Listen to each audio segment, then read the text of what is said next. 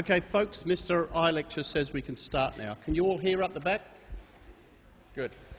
So today we're going to talk about tuberculosis and the bacteria that causes it and the ways that it's treated.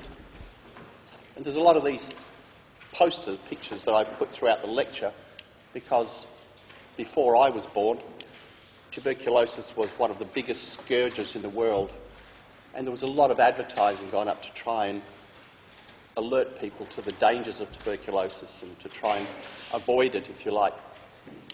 And that situation is probably starting to reoccur again in society due to the resurgence of tuberculosis over the last 15, 20 years. So knowing that you're all probably in panic mode by now, this is what you should do to learn and understand what I'm going to talk about in the lecture. So one of the pharmacy lecturers has been recently diagnosed, that is, it's a new infection with tuberculosis. She doesn't know, she's not a very good pharmacist, so she doesn't come to this lecture, so she doesn't know how to treat TB. So her doctor doesn't know either, he hasn't seen a lot of it. Because she lives in Netherlands, he doesn't see TB there. So she has asked me to ask you to write a one-page summary on how you might treat her recent case of tuberculosis.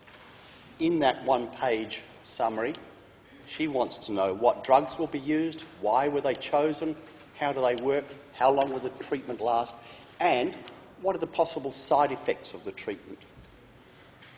How will she know when the treatment is working or not, and what would you suggest to do if perhaps the treatment doesn't work.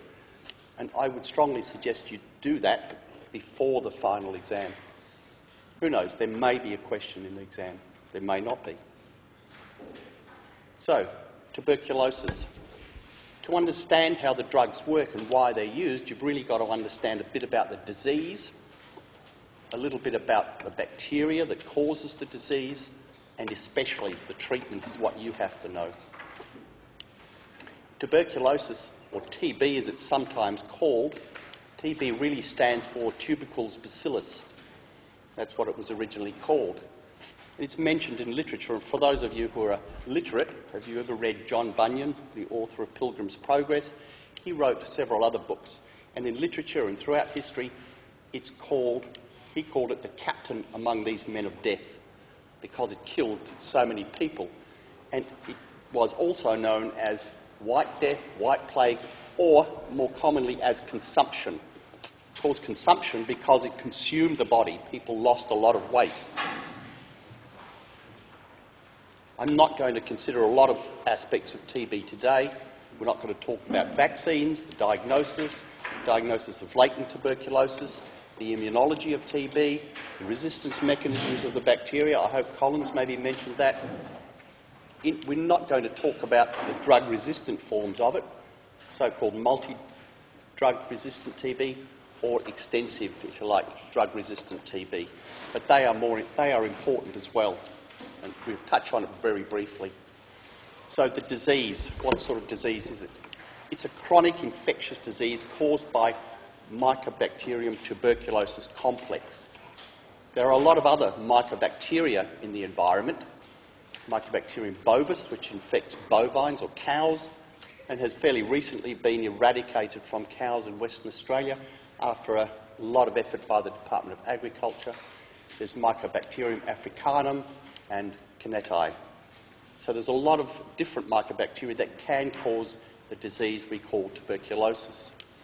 Microti doesn't cause it, and for the most part it's Mycobacterium tuberculosis which causes the human disease. So that's the only one you really have to worry about. But just be aware that other mycobacteria can cause infections in humans. For the most part, and what you need to know is Mycobacterium tuberculosis is a sort of lung infection, so consider it a lung infection, although virtually any area of the body can be infected. So in America, nearly 20% of all TB cases are what are called extrapulmonary, and that can affect the lymphatic system, the pleura around the lungs, the bones, the joints, the peritoneal cavity, the meninges to cause a brain tuberculosis. So it can be affecting any part of the body, really. And over here is a liver, a cross-section through a liver of someone with what's known as miliary or disseminated TB. And it's called miliary because you see the little granuloma, the little spots in there. When it was first described, they thought it looked like millet seed. Millet seed is the stuff you buy from a pet shop to feed your budgies or parrots. So it looks like it's millet seed spotted there, so it's called miliary or disseminated TB. So TB's been with us for a long time. Some people think as long as 15,000 years, and a lot of Egyptian-type mummies have found the TB inside their bones and tissues. So it wasn't really until 1882 when Robert Koch, and I hope you remember that name because Koch's postulates, I'm presuming you've been taught about them in infectious diseases lectures. Robert Koch showed that Mycobacterium tuberculosis was the causative agent. But at that time, and up until fairly recently, the only treatment which could be offered for TB was extensive bed rest, fresh air, sunshine, or surgical removal of one of the lungs or partial removal of the lungs. But that didn't work very often because it's a very persistent organism. So the whole thing changed around about 1934 when Selman Waxman discovered that antibiotic, which I'm sure you're all aware of, and he found that streptomycin worked very well on tuberculosis. But at that time, that was the only agent available for treating tuberculosis. And when you use one agent against tuberculosis, it has a habit of very rapidly becoming resistant to that agent. That's why there's really 4 drugs that are commonly used, and we'll talk about them later on. So they found that in 1949, when they gave it to a patient with TB, the patient was cured. A few years later, it didn't work on virtually anybody because resistance had developed, because it was given as a monotherapy, if you like. So, in the 1950s and 60s, we really didn't have an effective treatment for TB, except putting people in things what are called sanatoriums. This was one of the first sanatoriums, and they've developed over the years into these massive buildings. And there's some in America. In America, that one there is supposed to be the most haunted place in America, and perhaps because there are a lot of people died in these sanatoriums. This one is very famous, and that's in Saranac Lake, New York, upper New York, because that's where Robert Louis Stevenson, who died of TB, ultimately was treated. A lot of people, it's a no favourite among people, a lot of very famous people, kings, queens, saints, scientists, literature, authors, a lot of famous people died of TB over the years. And this is what it would have looked like inside one of those sanatoriums. Unfortunately, at that time, they didn't have iPads, they didn't have iPhones. All they had to do was sit there, sometimes for many years, with the fresh air and sunshine, which was the only really treatment available at the time, but it really wasn't terribly effective, and most people died. So how do you contact TB? Well, it's really a sort of social disease, as we'll see later on. It's spread from person to person through the air, through breathing. So an infected person will cough, sneeze, produce an aerosol from their lungs. That will last for some time in the air, and if you're nearby, you breathe it in. One of these infectious droplets, breathe it in, and it gets deposited in the lower part of your lung. It gets taken up by, guess which cell? The macrophage. That's part of the reason why treatment is fairly ineffective. At this stage, it will cause a local inflammatory response, but you really don't see any symptoms. And during that development of the local inflammatory response, the bacteria, the bugs, get taken up by the lymphatic system and spread throughout the body. At that time, one of 2 things can happen. The immune system can contain the bacteria. They'll put it into these little granuloma that we'll look at in a minute. So that contains the bacteria. And it walls it off, if you like. So that containment, forming these little granuloma, if you like, produces what can be called a latent stage of infection, or they're latently infected. And that latent stage can last anywhere from a few years to a few decades, 20, 30, 40 years. So people can be infected with the bacteria, but they're not necessarily infectious at that time, but they've got it latently sitting, if you like, in their lungs, walled off by the immune system. The immune system can't kill it, can't remove it, it just walls it off, and stops it from doing any more damage. At some time, and for unknown reasons, that latent bacteria is reawakened, and you then get what's called post-primary or reactivation tuberculosis, and that can be a full-blown disease leading to death. The second thing that can happen is that if the immune system can't cope with it, then people that are infected will get a primary active tuberculosis, so they will get the full-blown disease very quickly. It's primarily a social disease. At the moment, it's worldwide, but mostly found in sub-Saharan African countries, as you see here, but it's in every country of the world. In sub-Saharan Africa, you can see that some countries, like Swaziland and South Africa, over 1% of the population are infected with the bacteria. And they remain infected because the treatment can be difficult, expensive, and they're not treated properly. And in these countries, especially in South Africa, the tuberculosis is actually causing problems with the native elephant and African populations as well. And they're starting to die because of tuberculosis infections. So it's estimated that 1/3 of the world's population might have a TB infection. Now that's massive, okay? And it kills an awful lot of people. If you think since 1981, when the AIDS epidemic was at its peak, only 25 million people or so have died. I say only, but it's a lot of people. We consider there are 2 to 3 or maybe more million people die of TB every year. And the important thing here is that every second someone in the world is infected with Mycobacterium tuberculosis and may or may not get the disease or die from it. So it's a social disease, if you like. It's caused by overcrowding, poor hygiene, poor community hygiene. It's spread by coughing, sneezing, shouting, or producing an aerosol if you're infected with the disease. As I said, it's mostly pulmonary disease. And the symptoms that you might get from a pulmonary tuberculosis are central nervous system symptoms such as appetite loss, fatigue, tiredness. In the skin, it can cause night sweats. People wake up sweating profusely, extreme pallor of the skin, extreme weight loss, which is why it was called consumption at the first place, chest pains, a productive, prolonged cough, which is really characteristic of the disease, and this thing, hemoptysis, which is coughing up blood, more likely in the later stages of the disease. We'll see why. In other places, extrapulmonary, you can have genitourinary tuberculosis in the bones and joints, especially the spine. It's called Pott's disease. As I said, you can get this disseminated miliary tuberculosis that looks like millet, or you can get in the neck, the lymphoid glands can be infected, and that causes this thing called scrofula. You don't really have to know this in detail, but you've come across the words in your books occasionally. So what do we know about the bacteria that is important for you to know to understand how it's treated and why it's treated with those drugs? Well, it requires oxygen to grow. Without oxygen, it stays dormant. It won't die, it just stays dormant. So it's a strict aerobe to grow, and you all know what that means from your microbiology. It is not gram-negative or gram-positive, so gram stains won't work on it because it's got a very complicated cellular makeup. You can stain it with this thing called Zeal-Nielsen or acid-fast staining, which I don't think you've done in your micropracs. So that's the way it can be diagnosed on a smear or sputum smear, something like that, by this acid-fast or Zeal-Nielsen staining.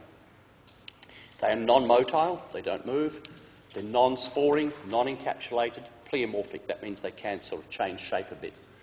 Now, in the wild, most tuberculosis organisms are found in the water and soil. They're the ones that don't infect humans. The ones that do infect humans, such as the tuberculosis organism, are obligate, that is, they can only exist intracellularly. And the cells they live in are, for the most part, macrophages, especially in the lung. So it's an obligate intracellular aerobe. Now, most of the bacteria that you've been working with, such as E. coli, they have division times of something like 15 to 20 minutes. So a population can double in 15 minutes very quickly. These ones are very different. They're very slow-growing organisms. It will take them 15 to 20 hours for a population to divide. and that's very slow in terms of bacteriological lifespans. They're resistant to disinfectants, and they can stay in a dry, preserved state for many weeks at a time, so they don't just die off. And it's that cell wall structure that we'll look at shortly that enables them to resist these disinfectants and resist drying out and to stay in this dormant state, if you like, for many years while the immune system keeps it just under control. So in the lungs, when a bacillus, tubercle bacillus, enters the lungs, it's taken up by one of the resident alveolar macrophages. But if you remember from the immunology lectures, when a bacteria is phagocytosed by a macrophage, it goes into a phagosome, a little vesicle, and then that vesicle fuses with lysosomes to form a phagolysosome. It's the lysosome which produces the factors such as nitric oxide radicals, nitric oxide itself, such as enzymes, and it's that fusion that will kill the bacteria. Now, this tuberculosis organism is a very tricky little bugger in that it can inhibit that reaction. So it inhibits this thing called an early endosomal antigen, or EEA1. It's that antigen that's necessary for the phagosome to fuse with the lysosome. So if that inhibits that reaction, you don't get a phagolysosome produced, so the bacteria stays in a phagosome and it can live there and multiply. It also carries a thing called a URC gene, and that prevents acidification of the phagosome. It's the acidification that helps kill off the bacteria. And if it doesn't do that, you won't get the bacteria killed. And this is just what you might see on a sputum stain that's stained by Zeal-Nielsen or acid-fast staining. That's what one of the bacteria will look like from a sputum stain. And sputum is one of the ways that traditionally people have been monitored to see whether the treatment is effective. It's very easy to take a sputum swab, very quickly to do one of these stains to see whether they're there. Nowadays you can do things like PCR, which are probably more sensitive, a bit more expensive, but they are very accurate and quick to do nowadays. This is what the bacteria looks like growing on, if you like, an agar plate. And you can see how it's got that waxy appearance. So it's a very waxy organism because it's got a thing called mycolic acid in its cell wall. Now what happens in the lung is that you get the formation of these things called granuloma.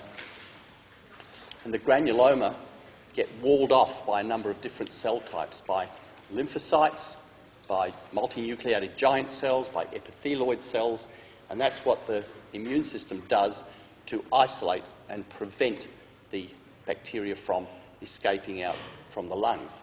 These things can grow, they get bigger, and as they get bigger, they interfere or they damage the alveoli, they rip them apart, and when they get big enough, they rip blood vessels, so you get the coughing up of blood.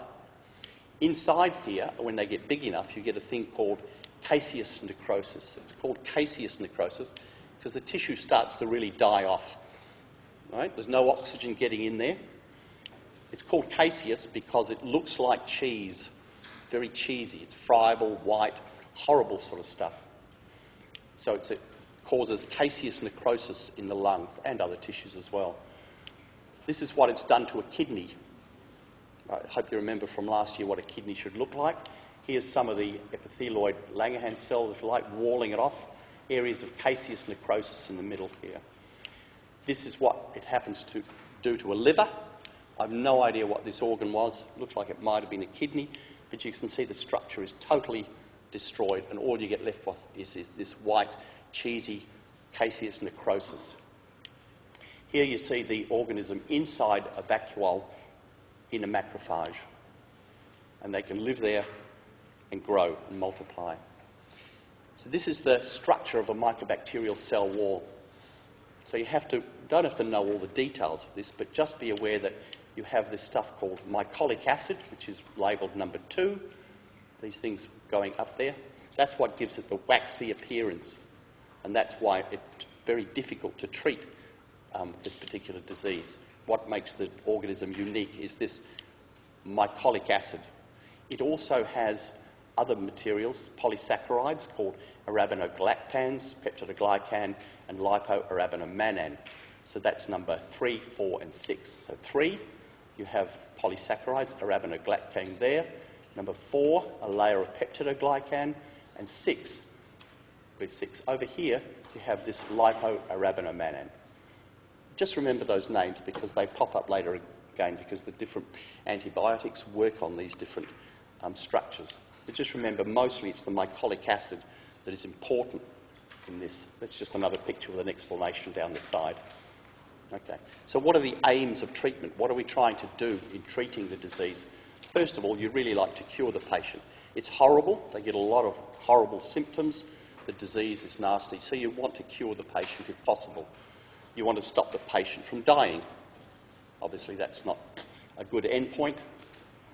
You want to prevent relapse of the disease. Quite often, after treatment, or if the treatment is ineffective, then the patient can relapse. If you don't get rid of all of the TB, or if it's too late, then you can get a relapse where the bacteria will grow again and you'll have a relapse of the disease. So it's important to prevent that. You want to prevent transmission. If someone's infected with it, then they can pass it on. It's a very infectious social disease. So you want to get it very quickly to prevent transmission. Importantly, you want to prevent development of drug resistance. If tuberculosis becomes resistant to all of the things, the antibiotics that we can treat it with at the moment, then as a race, we're in really deep trouble. Now, there are vaccines available to it. They're not particularly useful. All I want you to take away from this slide is this word, Bacillus calmette-guerin, developed in France in the Pasteur Institute, where they took Mycobacterium bovis, that is the one that infects cows. They grew it in culture for many years so that it became attenuated, if you remember from the vaccine lecture I gave you. So it's attenuated, so it doesn't necessarily cause a lot of disease. And that vaccine can be effective, but it isn't used that much for a number of different reasons. Interestingly, it does become less effective as you get closer to the equator. No one knows why. And it has in the past and can be used as a chemotherapy for bladder cancer because it is a really good stimulant for the immune system. Part of that is a purified molecule known as PPD, or purified protein derivative. And that's what has been used in the past as a vaccine and also in what's known as a MAN2 test. And we talked about MAN2 tests in the lecture on cell-mediated immunity type diseases. And I'll give you a picture of that later on. So that's traditionally how people were tested for tuberculosis.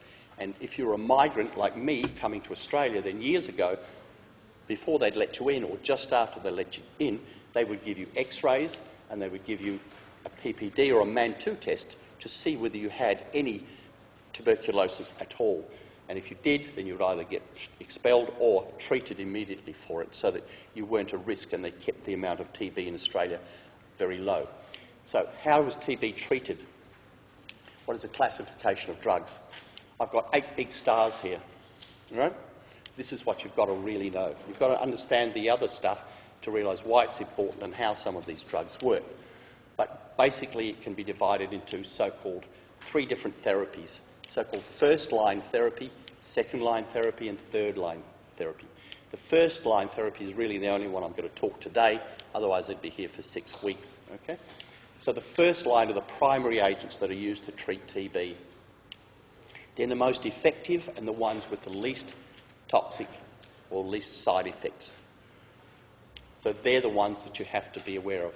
Isoniazid, rifampin, ethambutol and pyrazinamide. We've talked about rifampin before in one of the lectures as a protein synthesis inhibitor, but you probably haven't heard of these other ones.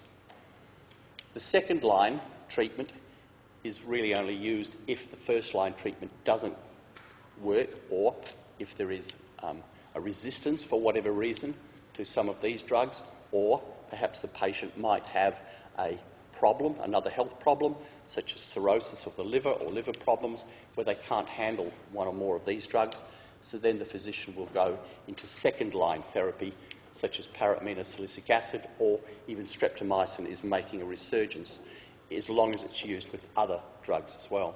The third-line therapy, okay, are the least effective and the ones with the most side effects. And these include things like capreomycin, kanamycin, amikacin.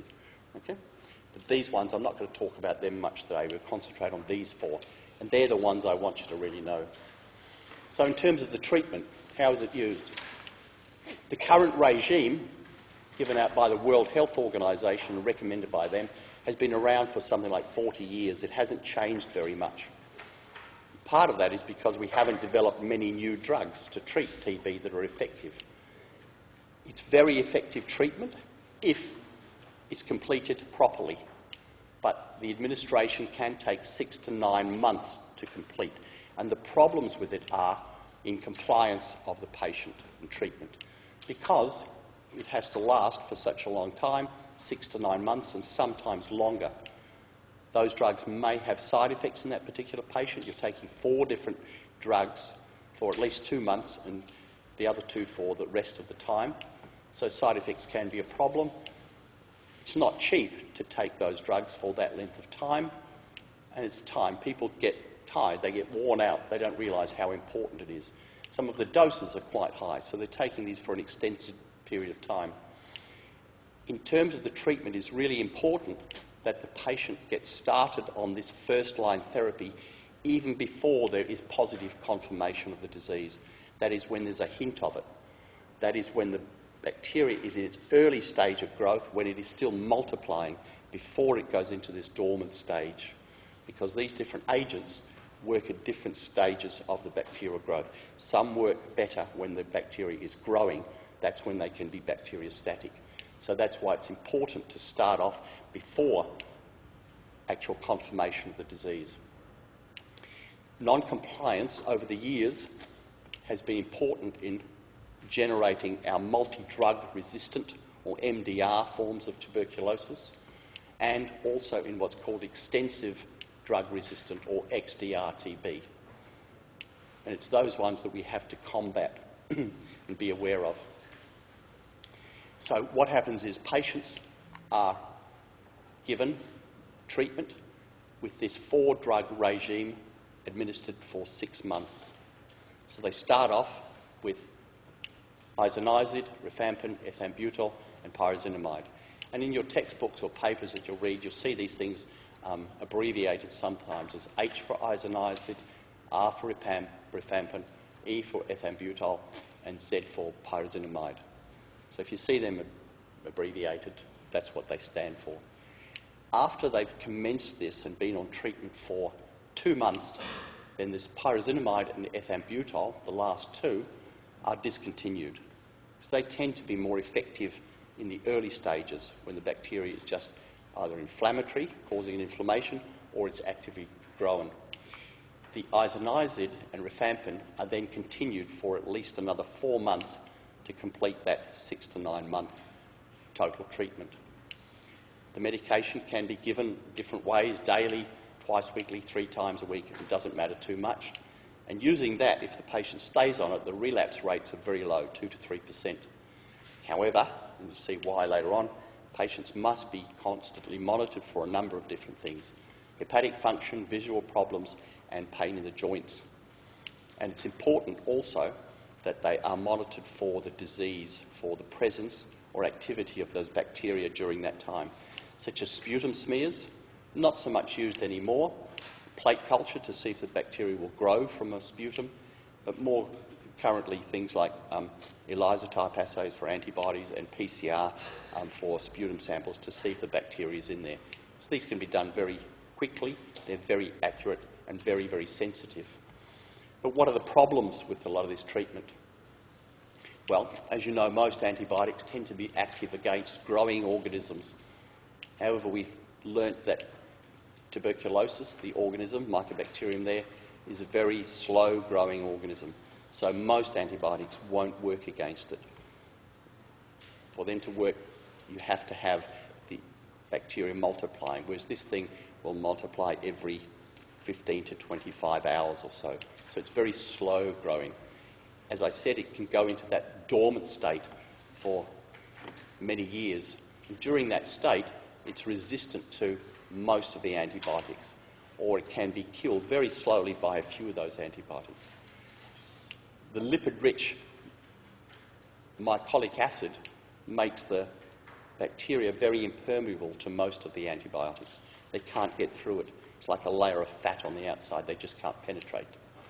Not only that, but we saw that the mycobacterium is walled off by the immune system to form those little granuloma, and the antibiotics can't enter there. Very few of them. Some do, as we'll see, can enter the granuloma or that caseous necrosis, so they can't get in there.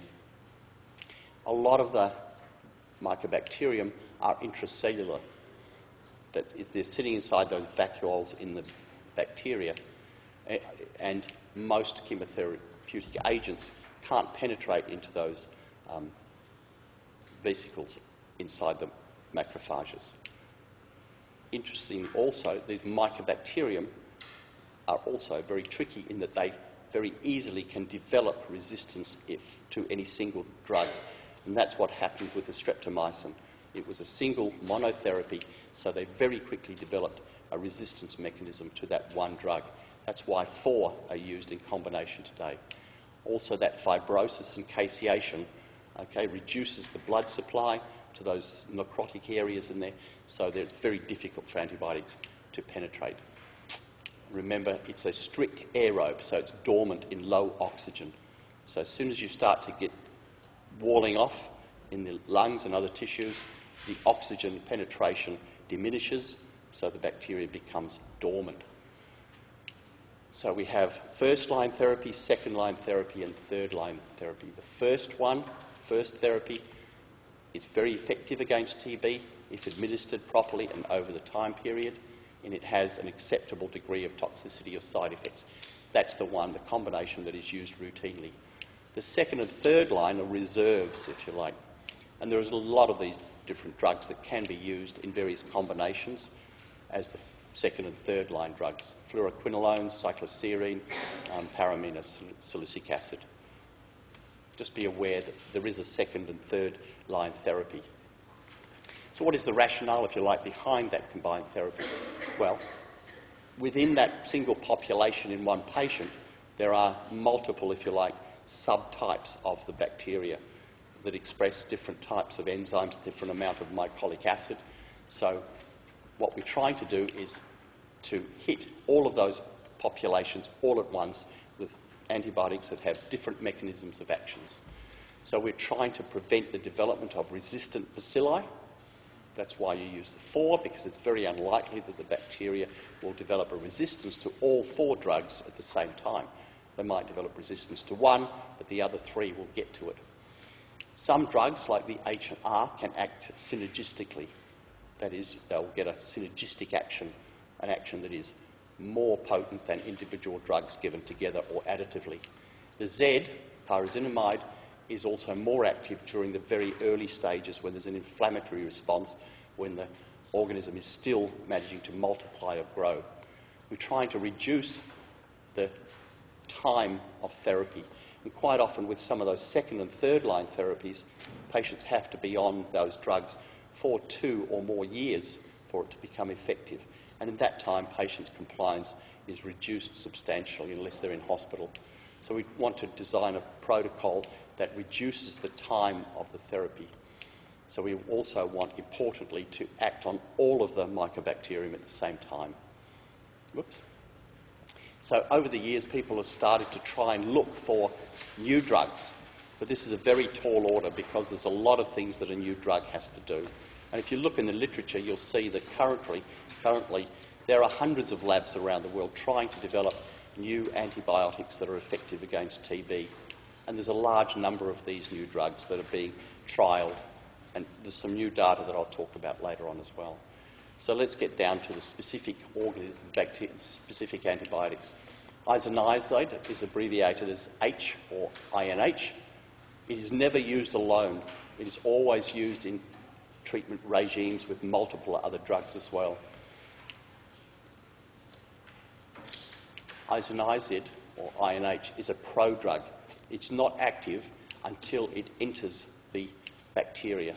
When it enters the bacteria, and it can get through the mycolic membrane, it is activated by this thing called a catalase peroxidase hemipoietin, known as CAT-G.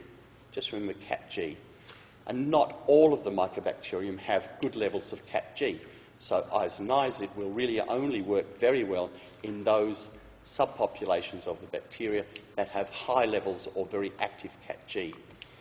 Its mechanism of action is to inhibit a thing called INHA. That is, it's a nicotinamide adenine dinucleotide specific enol acyl carrier protein reductase.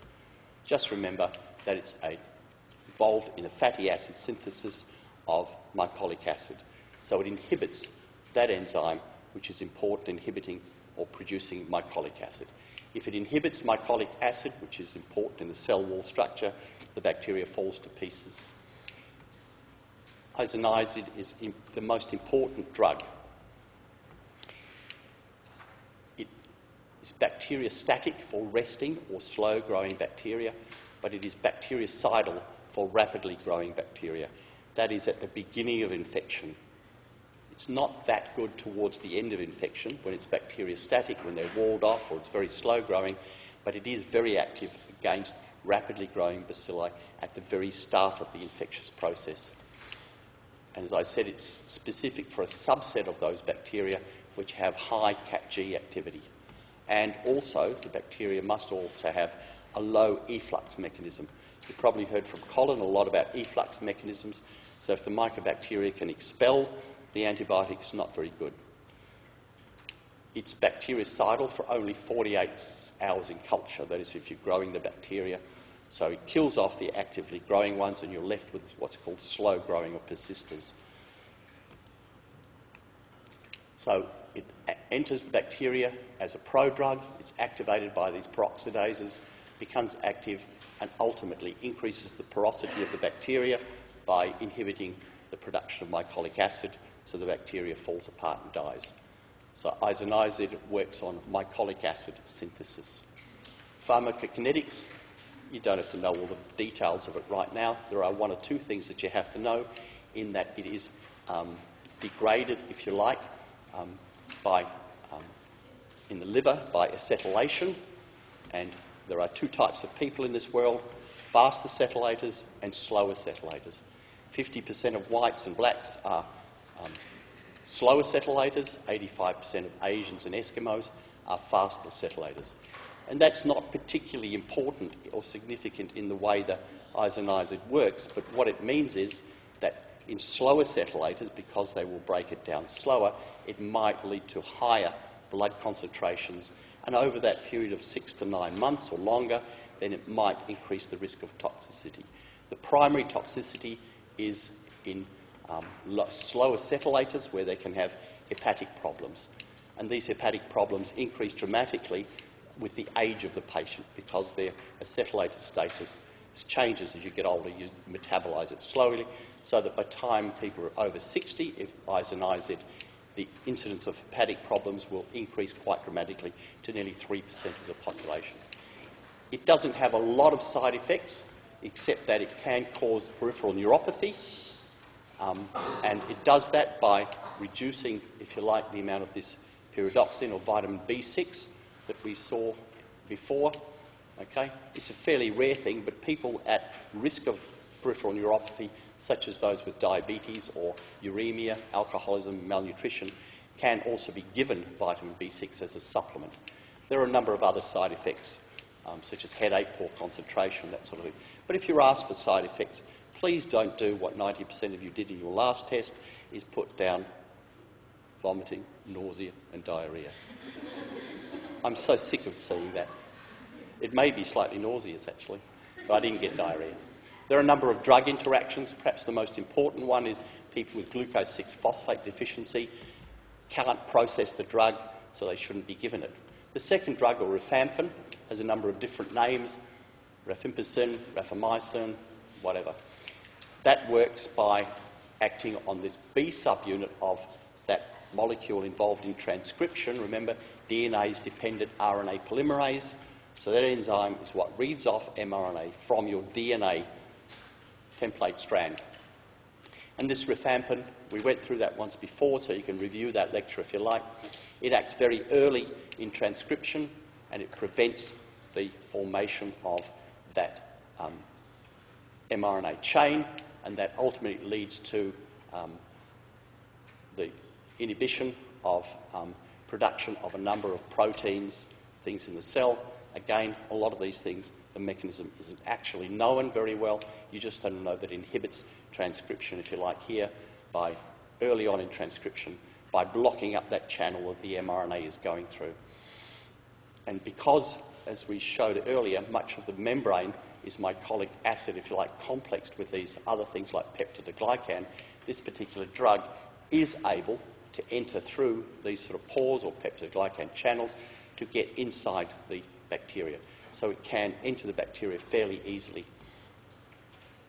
And the other important thing about this is down here, it has very good penetration of that caseous masses. So it can get inside that necrotic areas in the various tissues where I said it was cheesy necrosis. It's one of the few antibiotics that can penetrate that. So it will work later on in the infection, if you like. The important thing about the pharmacokinetics, we've done this before, you have to warn patients if they're on it that their urine and all of their body fluids may turn a red colour. So it can scare the absolute bejesus out of people, so tell them that they get it. There are a lot of side effects associated with it. None of them are particularly important. It's generally well tolerated, but here's something for you to read about the side effects. All of these ones have been reported. You can get allergic reactions, pruritus, or itching of the skin, this sort of thing, a number of different side effects. Important warning that rifampin and isoniazid, these are the effective drugs. These are the ones that really work, the ones that they're on for 6 or 9 months.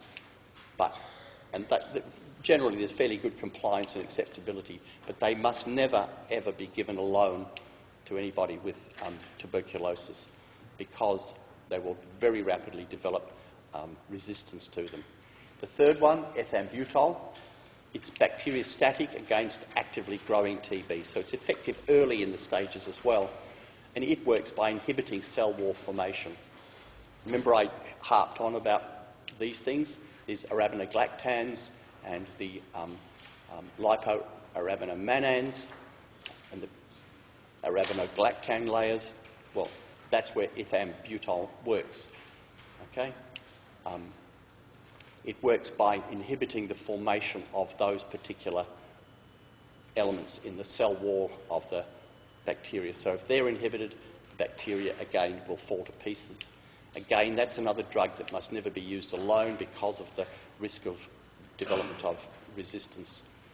The pharmacokinetics, there's nothing really important there to say, except that patients can get this thing called retrolobar neuritis, where they can lose visual acuity and they develop colour blindness as well, and that can ultimately lead to a permanent state of visual impairment. So they have to have their eyes monitored fairly frequently, and especially told to go to a physician if they have any visual problems as well. Also, like the other drugs as well, they have to have periodic hepatic function tests.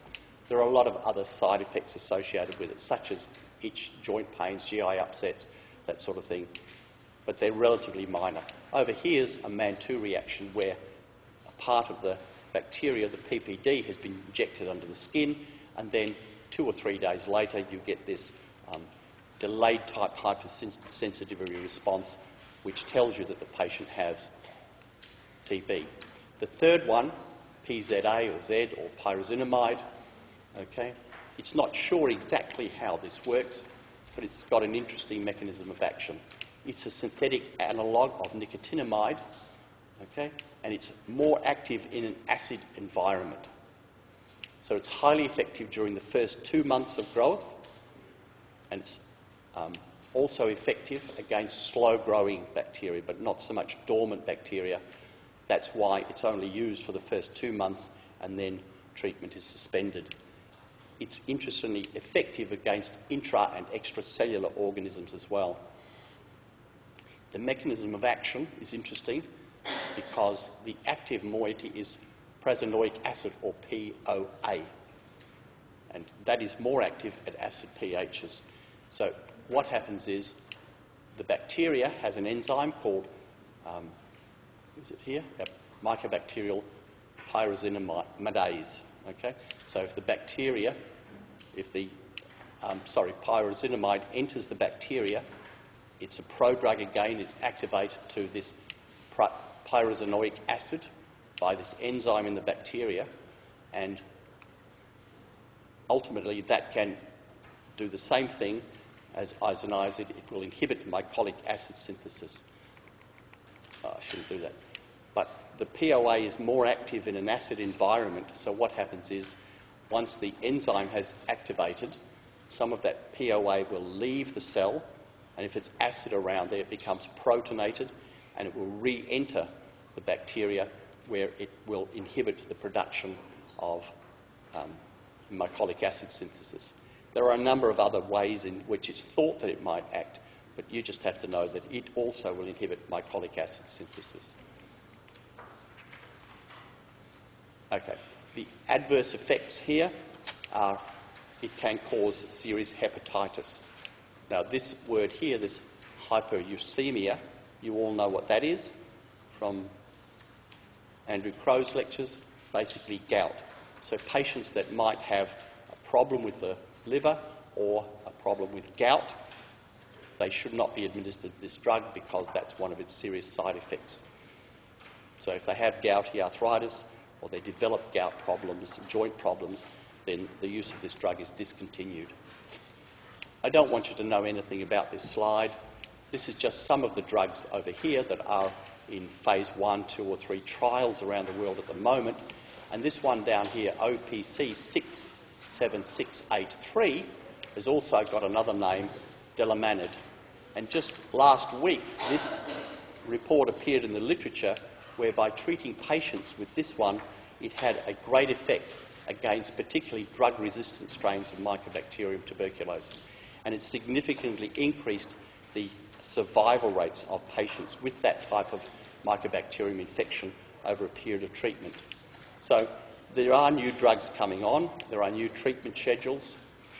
The last thing I want to say is that when you sit your exams, read the careful questions very carefully. I've said this before, but you're still not reading the questions carefully. Take a second or two to think about the question, provide an answer which answers the question. Sometimes there's 2 parts to a question. And most of all, answer all parts of the question. Okay, good luck. See you next year. Thank you.